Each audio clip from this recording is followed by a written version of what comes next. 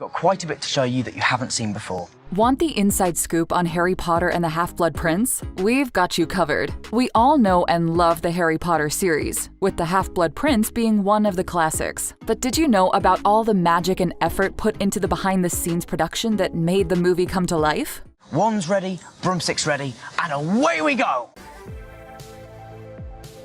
Right from the get-go, it seems like Harry Potter and the Half-Blood Prince is chock full of special and practical effects, which make the film stand out. As the production team has let on, this Harry Potter film has about the same amount of special effects as any of the other films. These special effects stand apart from the other films, though, in how they are integrated into the scenes. The use of CGI and other effects is much more blended into the real-world acting and settings that the film uses. With explosive devices in all the various different parts of the bathroom, so as soon as you just bell, someone blow it up. The behind-the-scenes of these effects makes the film all the more interesting to watch in its final form. It's crazy to think about all the possibilities that arise when a simple green screen is involved. Green screens were used throughout this film to create the CGI effects that blow viewers away. For the Quidditch scenes in the film, the use of blue screens was truly imperative to creating the right shots. In reality, actors were simply seated on bicycle seats and fitted with a harness on something that resembled a broomstick while placed in front of a blue screen.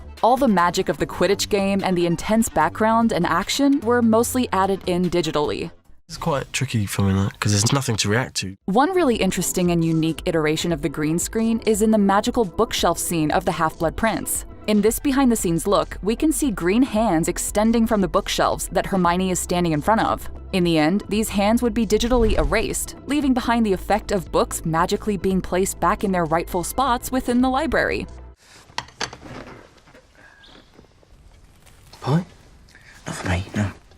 In the Burrow Burn scene, we can see a green, blue, screen extending in the background of the shot. This blue screen was used to enhance the locational setting where the scene was actually taking place. In the Burrow Burn scene, wherein the Weasley family home is attacked by Bellatrix Lestrange, special and practical effects were used to set the stage for the gruesome attack on the family home. The special effects team used real fire to simulate the attack, with a ring of fire spreading around the set at almost 420 feet long. Special effects specialist John Richardson claimed that the Ring of Fire was definitely a learning process, as the crew had to learn and relearn what ways to make the fire work best on the set. You're Aragog, aren't you? Yes. The character, if you can call it that, of Aragog was also a huge component of the practical effects that made the film truly stand out. The practical effects team needed to make a completely new giant spider for this film, says makeup and creature effects designer Nick Dudman. But it's the same character and he looks essentially the same. Although we've upgraded him a little. Says Dudman. In the creation of this spidery creature, the special effects team chose a material to produce the spider that was translucent to try to mimic what a real dead bug might look like. It took a team of over a dozen people to work on Aragog, including tasks like filling the mold to airbrushing final details. In fact, it took a team of 6 to 7 people just to work on placing the spider hairs on the giant creature, which took weeks on end. The amount of effort that went into creating this giant spider really paid off when paired with the acting seen in the film. Seriously misunderstood creatures spiders are. It's the eyes, I reckon, they unnerve some folk. As Nick Dudman states, Very often, even just an inanimate object like that can have a little emotive moment, which is nice. bringing the cave scene to magical life was a hugely important step in the process of making the Half-Blood Prince. The production team did a lot of research on caves, looking into different rock formations to use, leading them to the Crystal Cave idea. They visited a quartz crystal cave in Switzerland and a salt cave in Germany to find inspiration. They also took inspiration from the Cliffs of Moher in Ireland for the iconic cave scene. The set itself was too large of a scale to fully build, so the team took to using CGI to animate the setting, having gained confidence from their first all-CG scene in Harry Potter 5. You should have let me, sir. Oh, no, Harry. Your blood's much more precious than mine.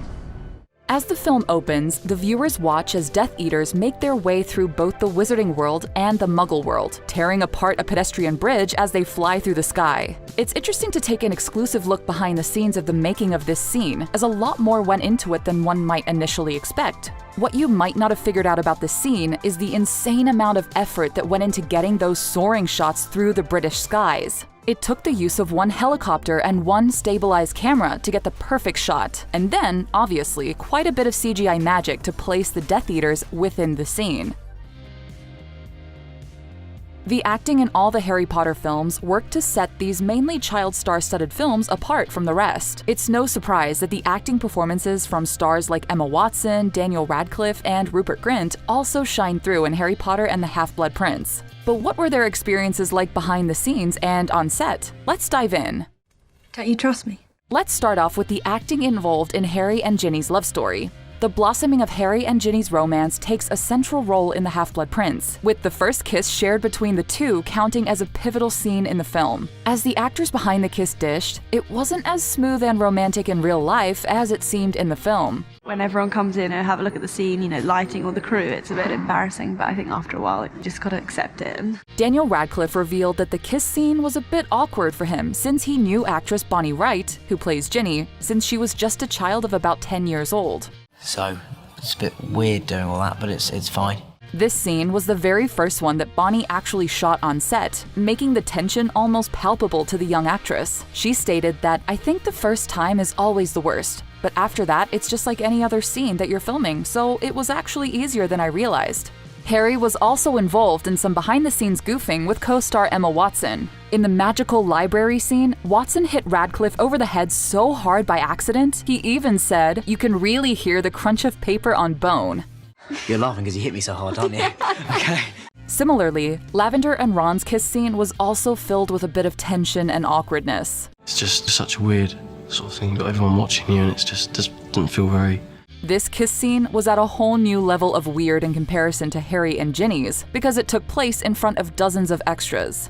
Daniel Radcliffe in particular was extremely excited about this kiss scene, making a point to be present off camera while the smooch took place on screen.